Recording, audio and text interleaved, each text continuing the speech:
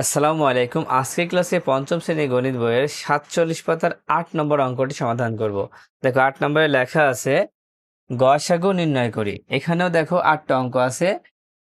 তো দেখো গসাগু কিন্তু আমরা বিভিন্ন নিয়মে করেছি। দেখো এখানে শুধু লেখা আছে গসাগু নির্ণয় করি, এখানে কোনো পদ্ধতির কথা উল্লেখ নেই।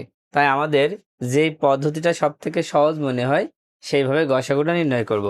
তো প্রথমে ১ নম্বরটা খেয়াল করো। ১ নম্বরে আছে ৯ আর ১৫।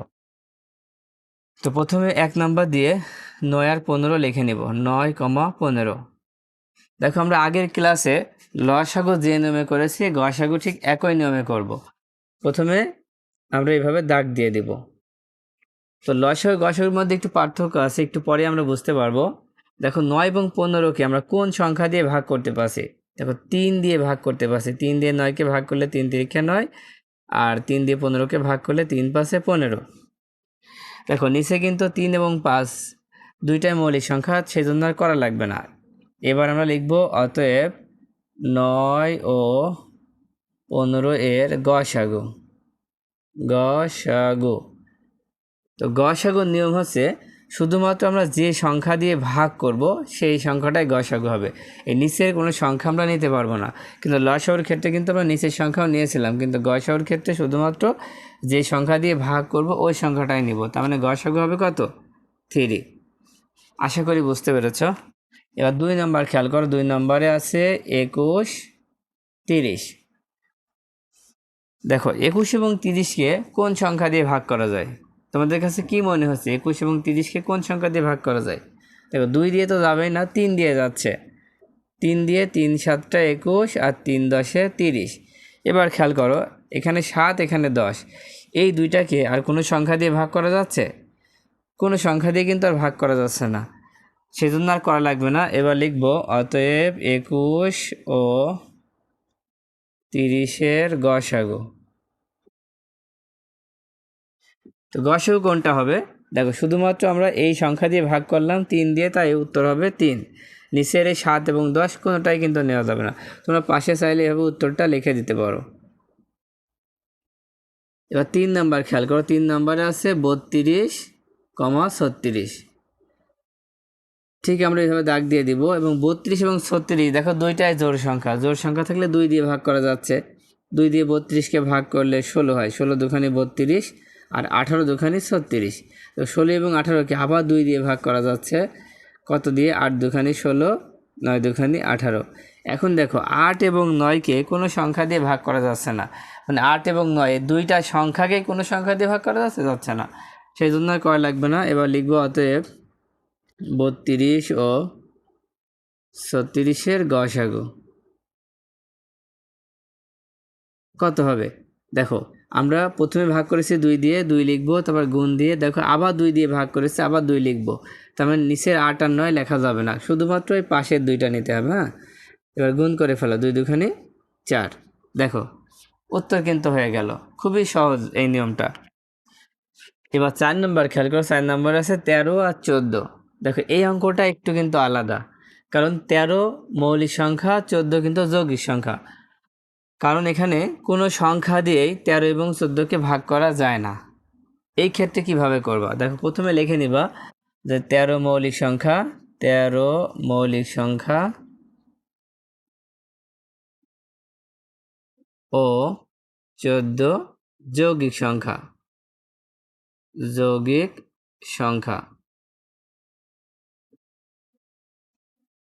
১৩ ও ১৪ এর মধ্যে এক ছাড়া কোনো সাধারণ গুণনীয়ক নেই। কোনো সাধারণ গুণনীয়ক নেই। দেখো যখনই একটা মৌলিক সংখ্যা থাকবে আর একটা যৌগিক সংখ্যা থাকবে, তার মানে এই ক্ষেত্রে কি লিখবা যে ১৩ এবং ১৪-এর মধ্যে এক ছাড়া কোনো সাধারণ গুণনীয়ক নেই। আর যখন এমন সংখ্যা থাকবে তখন এক ছাড়া আর কোনো সাধারণ গুণনীয়ক নেই, তাই এদের গসাগু হবে হচ্ছে ১। তাই লিখবো অতএব ১৩ ও ১৪-এর গসাগু কত হবে? ১ হবে। তার মানে এই ধরনের অঙ্ক থাকলে সবসময় গসাগু কত হবে? 1 হবে। আর লসাগুর ক্ষেত্রে কি করা হলো? লসাগুর ক্ষেত্রে এই দুইটা সংখ্যা গুণ হয়ে যাবে। গসাগুর ক্ষেত্রে ভিন্ন, কিন্তু লসাগু হলে এই দুইটা গুণ হবে আর গসাগু হলে উত্তর হবে 1। এবার 5 নম্বর খেয়াল করো। 5 নম্বরে আছে 12, 18, 24।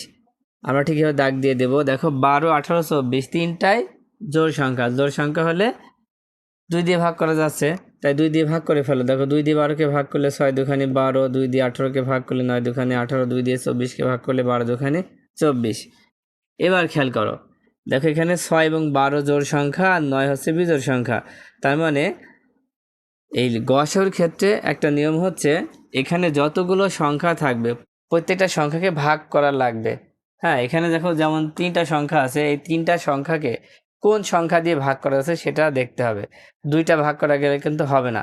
লসাগুর ক্ষেত্রে 2টা ভাগ করা গেলে হবে, কিন্তু গসাগুর ক্ষেত্রে যতগুলো সংখ্যা থাকবে প্রত্যেককে ভাগ করতে হবে। তার মানে 2 দিয়ে যাবে না, 3 দিয়ে যাবে। 3 দিয়ে ভাগ করে ফেলো। দেখো 3 দিয়ে 6কে ভাগ করো, 2 হয়, 3 তিরিখে 9 হয়, 3 4-এ 12 হয়। দেখো নিচে 2 3 4। এখন কিন্তু আর কোনো সংখ্যা দিয়ে এই 3টে সংখ্যাকে ভাগ করা যাচ্ছে না। তাহলে উত্তর কি হবে? দেখো লিখবো হচ্ছে, অতএব 12, 18 ও 24 এর গসাগু কত হবে? শুধুমাত্র যে দুইটা সংখ্যা দিয়ে আমরা ভাগ করেছি এই দুইটা হবে, 2 আর 3। তার মানে 2 গুণ 3 গুণ করলে হবে 3 দুখানি 6। নিচেরগুলো সব বাদ।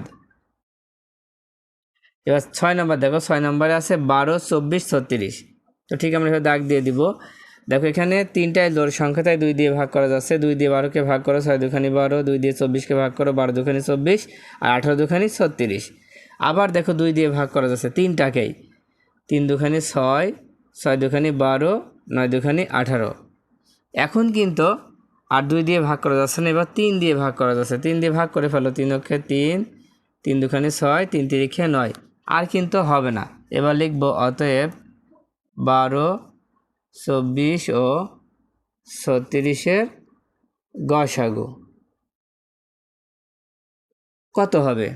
দেখো শুধুমাত্র এই পাশেরগুলাই লিখবো, নিচেরগুলা কিন্তু লিখবো না। তার মানে 2 গুণ 2 গুণ 3।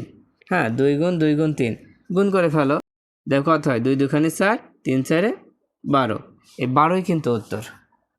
এবার 7 নম্বর খেয়াল করো। 7 নম্বর আছে 26, 39, 52। দেখো 26 জোড় সংখ্যা, 52 জোড় সংখ্যা, কিন্তু 39 বিজোড় সংখ্যা। তার মানে এখানে জোড় সংখ্যা দিয়ে ভাগ করা যাচ্ছে না, কারণ 3টা সংখ্যাকে ভাগ করতে হবে। তাহলে 3 দিয়ে কি ভাগ করা যায়? দেখো 3 দিয়ে 26কে ভাগ করা যাচ্ছে না, কিন্তু 39কে ভাগ করা যাচ্ছে, আবার 52কে ভাগ করা যাচ্ছে না। তার মানে 3 যাবে না। তাহলে কত যাবে? দেখো এখানে একবারে আমরা ভাগ করব 13 দিয়ে, তাছাড়া কিন্তু হবে না। 13 দিয়ে যদি ভাগ করো তাহলে হবে 13 দুখানি 26, 3 13, 39, 4 13, 52। আর কিন্তু হচ্ছে না। এবার লিখব অতএব 26, 39 ও 52 এর গসাগু কত হবে? 13 হবে। সবসময় খেয়াল করবে এখানে ভাগ করতে হবে মৌলিক সংখ্যা দিয়ে। যেমন এখানে 2 দিয়ে হবে না, 3 দিয়ে হবে না, 3-এর পরে কিন্তু 5ও মৌলিক সংখ্যা, 5 দিয়ে হবে না, 7 দিয়ে হবে না। আবার 7-এর পরে 11 মৌলিক সংখ্যা, কিন্তু 11 দিয়ে ভাগ করা যাচ্ছে না। 13 মৌলিক সংখ্যা, 13 দিয়ে ভাগ করা যাচ্ছে। তার মানে এই 13 হচ্ছে উত্তর। এবার 8 নম্বরটা খেয়াল করো। 8 নম্বরে আছে 8, 12, 16, 36। এখানে কিন্তু 4টা সংখ্যা আছে। দেখো 4টা সংখ্যাকেই আমরা 2 দিয়ে ভাগ করতে পারছি, কারণ সবগুলো জোড় সংখ্যা। 2 দিয়ে ভাগ করে ফেলো। 4 দুখানি 8, 6 দুখানি 12, 8 দুখানি 16 আর 36কে ভাগ করলে 18 দুখানি 36। দেখো আবার কিন্তু 4টাই জোড় সংখ্যা, আবার 2 দিয়ে ভাগ করা যাচ্ছে। 2 দুখানি 4, 3 দুখানি 6, 4 দুখানি 8, 9 দুখানি 18। এখন খেয়াল করো 2 3 4 9, এখানে যে 4টা সংখ্যা আছে, এই 4টা সংখ্যাকেই কোনো সংখ্যা দিয়ে ভাগ করা যাচ্ছে? কারণ গসাগুর নিয়ম হচ্ছে যতগুলো সংখ্যা থাকবে প্রত্যেকটা সংখ্যাকেই ভাগ করতে হবে। তো আর তো হচ্ছে না, তাহলে কি লিখবা? অতএব 8, 12, 16 ও 36-এর গসাগু কত হবে? এই দুইটা গুণ করে দাও, 2 আর 2 গুণ করে দাও। দেখো 2 গুণ 2 কত হলো? 2 দুখানি 4, কারণ নিচেগুলো নেওয়া যাবে না। তো শেষে তোমরা এইভাবে উত্তরটা লিখে দিবা। তো আশা করি অঙ্কগুলো তোমরা খুব ভালোভাবে বুঝতে পেরেছো। তো আজকের মতো ক্লাসটা এই পর্যন্ত। আল্লাহ হাফেজ।